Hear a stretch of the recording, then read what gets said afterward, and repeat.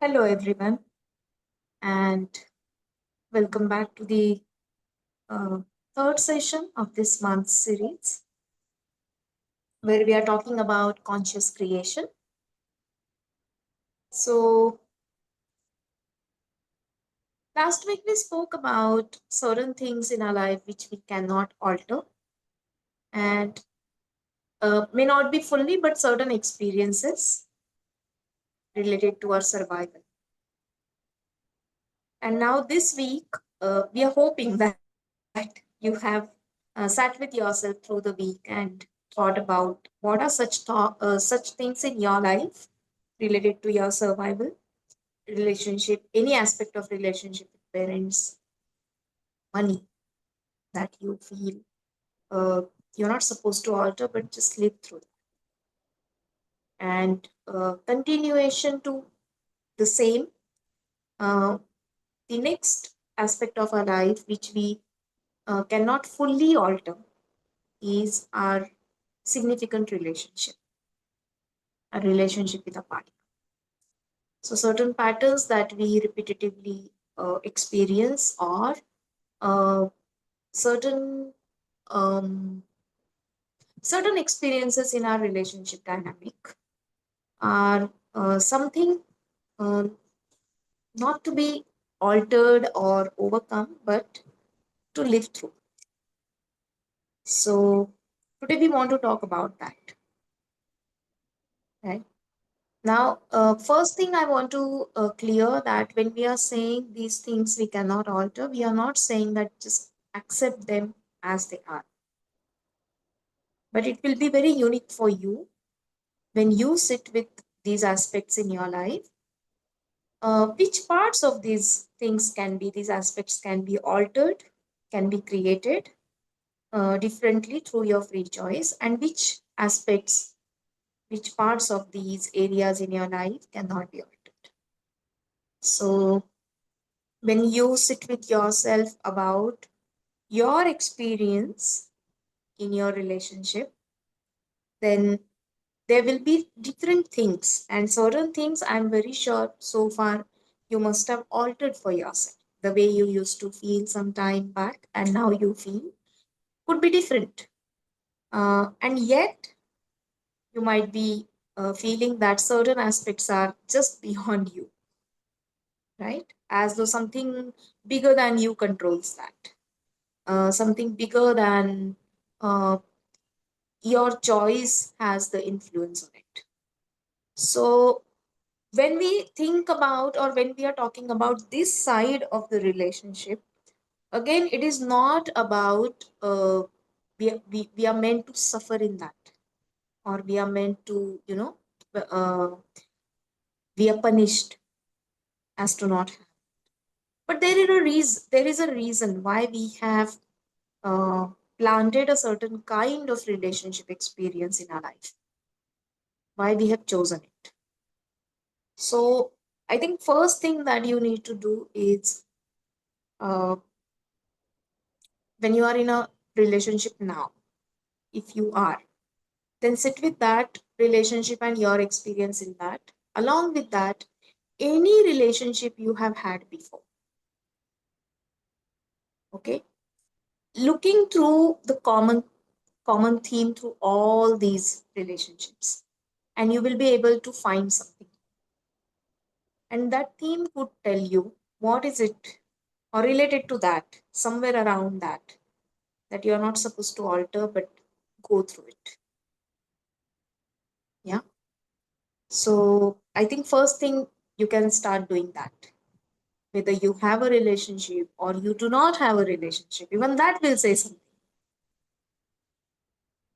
And if you start doing that, uh, I have experienced that usually a puzzle which keeps you in pain starts revealing itself in a new perspective. And that brings certain insights, that brings a sense of relief, sense of lightness, because something which was completely unconscious for me is now becoming conscious. And the beauty of all of it is in taking the, or having this awareness that I have created this. Like I have planned it to be this way for some learning of my own. And that learning may not always be necessary, uh, uh, a painful learning. In that learning, in that experience, some resourceful part of us that we have to tap into.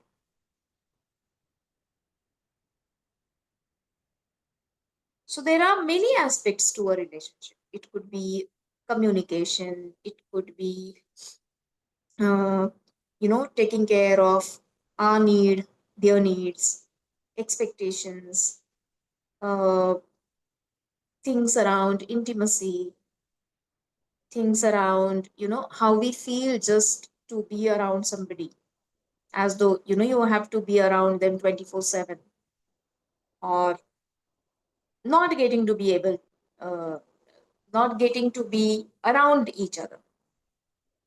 Some people have a long distance relationship, or somebody who's not able to have a relationship itself. So, any experience, some people are so comfortable about not having a relationship. Some people are so accepting about whatever comes in a relationship.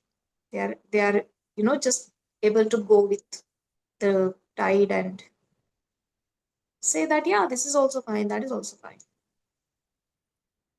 So if we start looking at all these angles, all these things in a relationship experience, in my understanding, we learn who we are in the. And when we do that, I think that experience is here to teach us something about us, from where the uh, conscious creation can begin.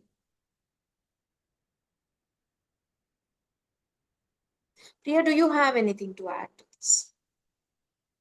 Um, I just want to add one more aspect, which usually happens in a significant other relationship is compromise. Uh, Meaning that one person has to have a shrink for the other for the relationship to be in place. So, which is usually a norm in conditioning, that this is the way it is meant to be, and now you have to, or the relationship is greater than the two of you. So, you need a compromised way of being. uh, which also shows a lot about, um, you know why did a person attract or choose such a person in life. So I feel that when a person sits and uh, you know goes through the aspects that you discussed, Gayatri, um, one of the biggest things that I feel is that they can look at is, um, what is the basis of the compromise, in which is like a normal, it's such a uh, present thing, but it is yet very difficult to catch because it's become a normal. Oh, this is okay. Like, that's okay. That's become an okay in the relationship. So I feel that that also will show a lot about. I think that could be the start where a ground will break and a person can look at, okay, beyond the relationship, why did I actually attract such kind of a person in my life? That can happen, and vice versa. I also feel another question would be, where does my significant partner feel they have to compromise?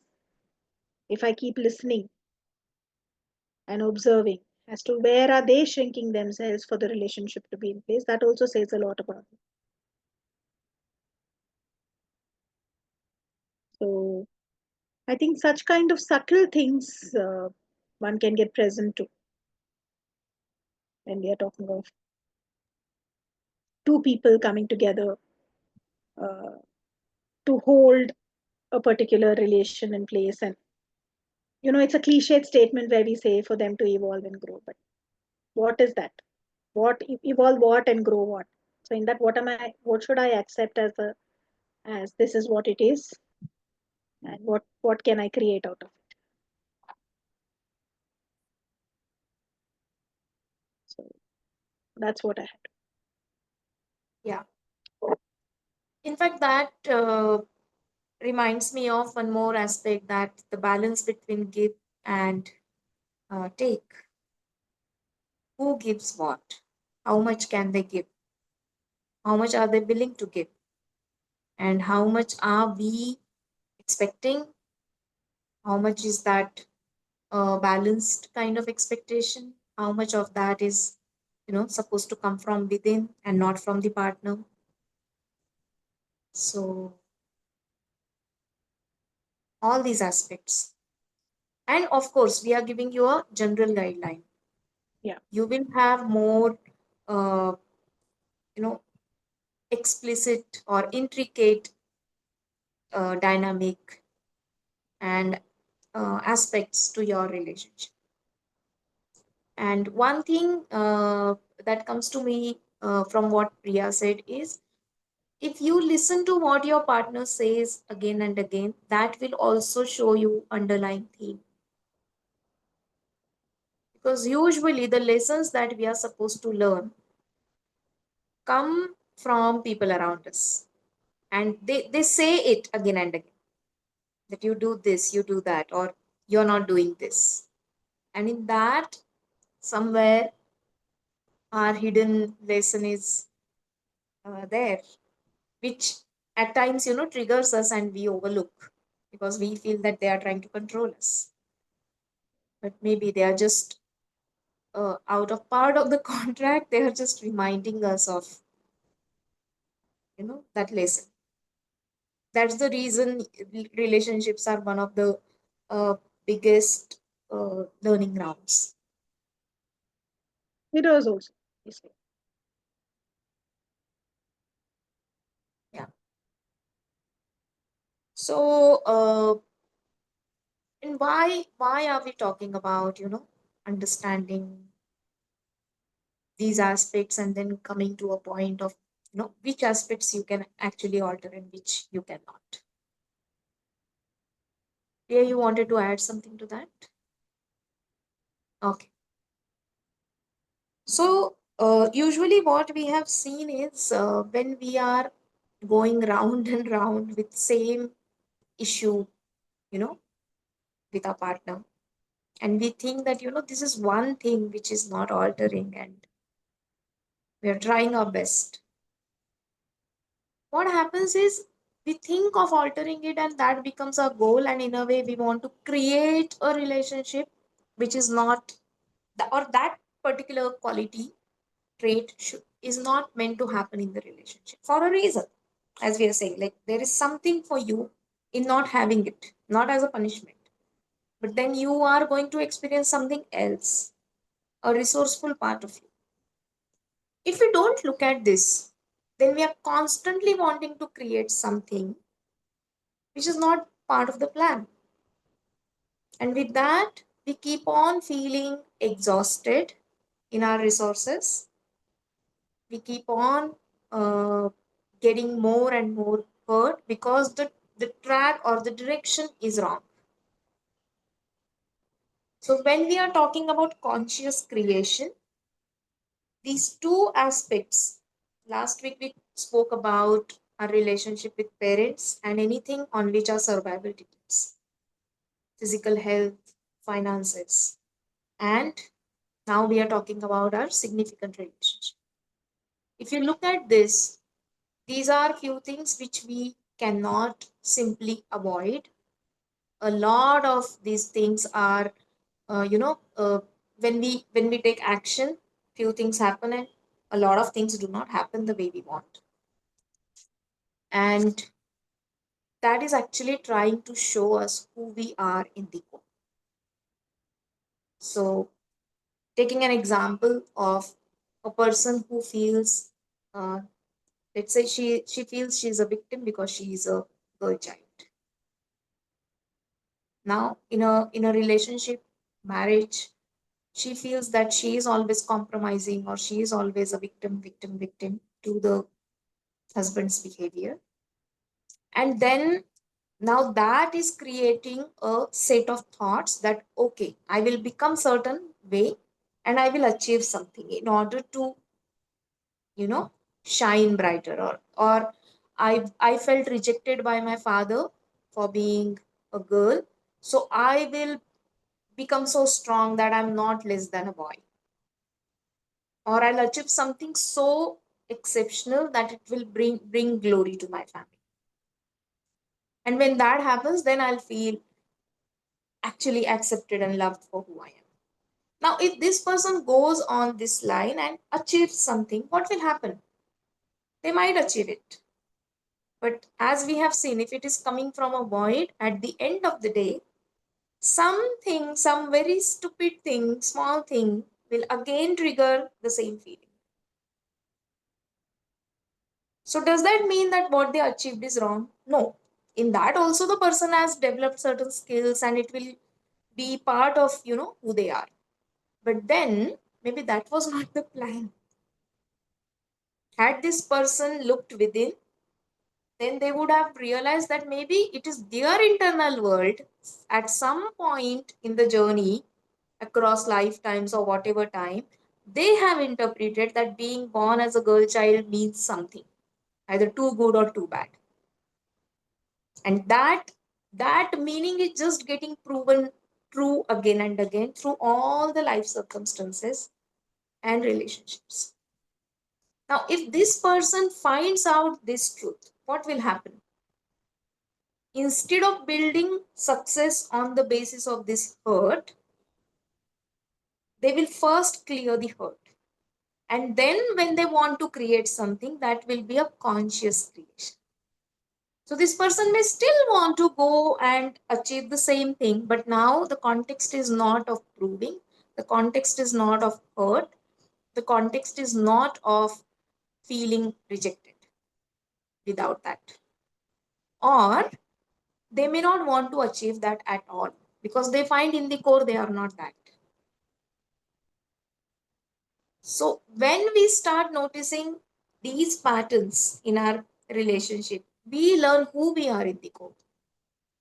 And once we know that, we start asking for the right kind of resources. And the way the nature works, the universe works is whatever is supposed to happen naturally, will you ask for it and you will get it. That means if you are supposed to live through certain aspect of your relationship experience and not alter it, you will ask resources for living through it. Maybe you will ask for a resource to become more patient. You will ask for a resource for feeling internal emotional strength to go through something, or a group of like-minded people where you can find more strength. So, the right kind of resources you ask, and then you stop exhausting your energy in the wrong direction. That saves up a lot of energy and brings you on your rightful track. And when we say your rightful track, it is something which is your highest potential in this lifetime, whatever that you have come to live for. In that, whatever you have come to create, then that can become. So why last week and this week we are talking about these sites? Because we first need to understand what is not the part of the plan of my creation, fully or partially. Yeah. And then our energy gets directed uh, in the conscious creation, which is in alignment with who we are.